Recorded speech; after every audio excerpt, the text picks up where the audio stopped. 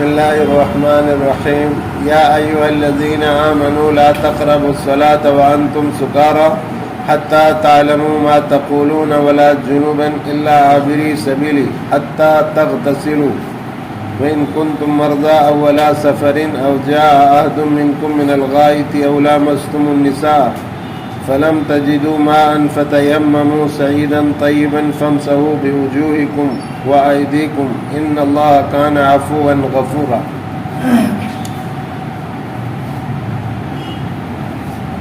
اصل میں صحابہ اسلام سے پہلے اور عرب میں شراب کا بڑا رواج تھا، اور اسلام سے پہلے جاہلت میں وہ شراب کے بڑے عادی تھے. تو صحابہ کرام بھی جب اسلام آیا تو اسلام میں داخل ہو گئے، لیکن شراب کے حرام ہونے کی کوئی آیت نازل نہیں ہوئی تھی، تو شراب پیا کرتے تھے. ایک دن کیا ہوا، دعوت چل رہی تھی ایک جگہ اور مغرب کی نماز کا وقت تھا اور اذان ہو گئی، تو یہ اسی حالت میں نماز پڑھنے کے لیے کھڑے ہو گئے. ایک کو امام بنا دیا صحابی کو،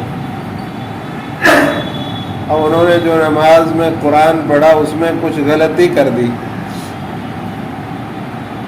تو اللہ تبارک و تعالیٰ نے وہاں یہ فرمایا، اے ایمان والو، جب تم نشے میں مست ہو نماز کے قریب بھی نہ جاؤ.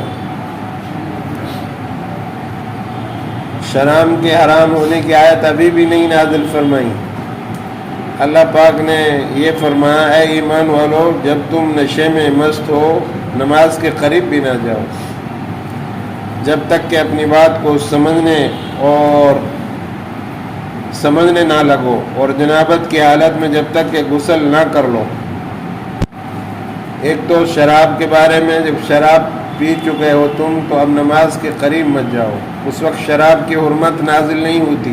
اللہ تبارک و تعالیٰ نے یہ حکم نازل فرمایا کہ ایمان والو، جب تم نشے میں ہو، شراب پی رکھی ہو، تو تم نماز کے قریب نہ جاؤ. چونکہ ان سے غلطی ہو چکی تھی تو اللہ تبارک و تعالیٰ نے ان کو فرمایا کہ ایسا مت کرو. اگر ایک دم اللہ تعالیٰ یہاں حرام قرار دے دیتا تو صحابہ کو بڑی گرا ہوتی.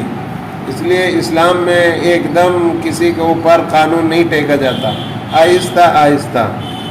کچھ لوگ کہنے لگے، یا رسول اللہ صلی اللہ علیہ وسلم، ہم اسلام تو بہت پسند ہے، لیکن یہ 5 وقت کی نماز ہم سے نہیں پڑھی جائے گی، ہم 3 وقت کی پڑھ سکتے ہیں. آپ نے فرمایا تم بھی اسلام میں داخل ہو جاؤ، 3 پڑھ لینا.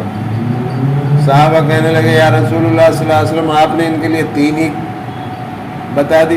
آپ نے فرمایا جب یہ اسلام میں داخل ہوں گے، آپ کے ساتھ نماز میں آئیں گے اور ماحول میں جڑیں گے تو یہ 5 پڑھیں گے. ایسا ہی ہوا. پھر تو ایک دم نہیں تھوپا گیا، ایک دم اللہ نے منع نہیں فرمائی، چونکہ ان کے دل و دماغ اس سے متاثر تھے شراب سے. بعد میں آہستہ آہستہ کیا اللہ نے، ایک دم نہیں. تو ان کے لیے گناہ گزرتی ہے بات. تو ایک تو یہ فرمایا کہ جب نماز پڑھو تو یہ شراب مت پیو اور نماز کے قریب نہ جاؤ نشے میں ہو تو. پھر ایک بات یہ ہے کہ جب حالت غسل ہے، غسل میں ہو تم، غسل کی تمہیں ضرورت ہے، جب تک تم غسل نہ کر لو تب بھی جو ہے نماز نہ پڑھو. پہلی امتوں کو تو یہ تھا کہ وہ جو ہے پانی ہی تلاش کرتے تھے، تب جا کر ان کا غسل ہوتا تھا. اب اللہ تبارک و تعالیٰ نے اس امت کے لیے آسانی فرما دی کہ اگر تم ایسے جگہ میں ہو جہاں پانی دور دور نہیں ہے اور باوجود کوشش کے تم پانی پر نہیں پہنچ سکتے اور تم حالت جنابت میں ہو، غسل کی تمہیں ضرورت ہے اور نماز کا وقت نکل جائے گا، اتنے تم پانی کے پاس پہنچو گے، تب اس امت کے لوگوں کے لیے اللہ نے آسانی فرما دی کہ وہیں پہ تیمم کر لو اور تم جو ہے اپنی نماز ادا کر لو. تو اللہ تبارک و تعالیٰ نے یہ فرمایا جنابت کی حالت میں جب تک کہ غسل نہ کر لو. ہاں اگر راہ چلتے گزرنے والے ہو اور راہ چل رہے ہو گزرنے والے ہو تو اور بات ہے. اکثر مسافروں کو یہ دشواری پیش آتی ہے، جو مقیم لوگ ہیں ان کو کم دشواری پیش آتی ہے، حالانکہ ہمیں بھی ضرورت پڑ سکتی ہے کبھی ایسی حالت میں۔ یہاں بھی کبھی پانی پر ہم باوجود یہاں پانی ہے لیکن ہم اس تک نہیں پہنچ سکتے، تو ہمارے لیے بھی جنابت کا تیمم ہے۔ مثال کے طور پر پانی تو ہے یہاں پر، لیکن ایک ایسا خونخوار جانور ہے کہ ہم وہاں پانی لینے کے لیے جائیں گے، وضو کرنے کے لیے جائیں گے تو ہمیں چیر پھاڑ کر رکھ دے گا، یا کوئی دشمن ہے وہاں جائیں گے ہم پانی لینے کے لیے تو ہمیں نقصان پہنچا سکتا ہے، یا کوئی ہمارے زخم ہے کہ زخم پر پانی ڈالا جائے گا تو وہ زخم بڑھنے کا اندیشہ ہے، تو ایسی حالت میں ہمارے لیے بھی حکم ہے کہ تم بھی تیمم کر سکتے ہو۔